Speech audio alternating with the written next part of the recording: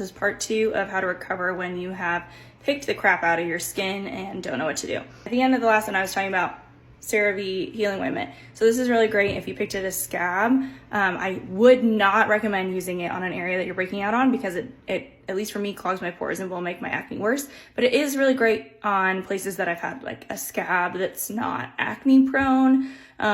Because then I'll like go to touch the area and then I feel it and I'm like, oh, gross. And then it makes me stop. I use it a lot on my fingers at night, since that's another place that I pick my cuticles before going to bed.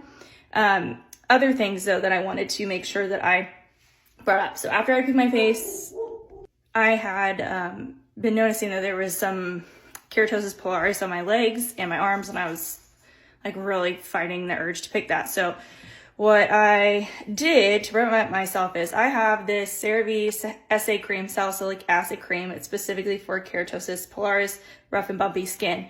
Put this on my legs where those bumps were. Also put it on my arms for bumps that were like clearly plugged with something that were irritating me. I do also use the pimple patches that I showed in the previous video, which again, I'll show them here because that does usually help pull them out. It's really satisfying too when you see them come off and all the stuff comes out from inside of it.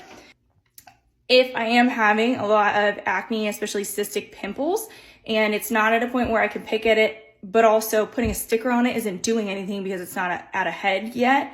Sometimes I'll still put a sticker on it, but usually what I do beforehand is I use this stuff.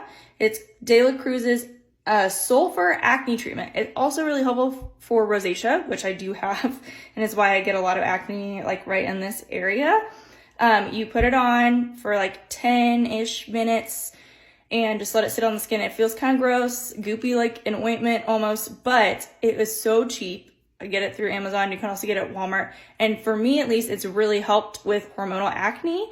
And I'll put it on my nose or wherever it is that I'm breaking out, let it sit for 10, 15 minutes. It's goopy, so it keeps me from like touching and messing with it. Then I'll go rinse it off. And usually that actually will have brought it, if not to a head, like closer to a head, or open the pores to the point where stuff can come out. And immediately before I can pick at it, I will put a pimple patch on it to keep it, like help me feel like I'm doing something to remove the stuff, but without actually picking. And pimple patches are probably the thing that I use the most, just because if it's covered, I can't pick at it. When I touch the pimple patch, it immediately reminds me, don't pick at it. Just being as clean as possible after these things happen, because you can get staph.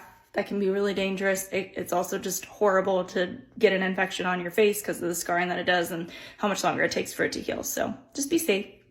And I love you. You got this. Nothing to be ashamed of. We all make mistakes.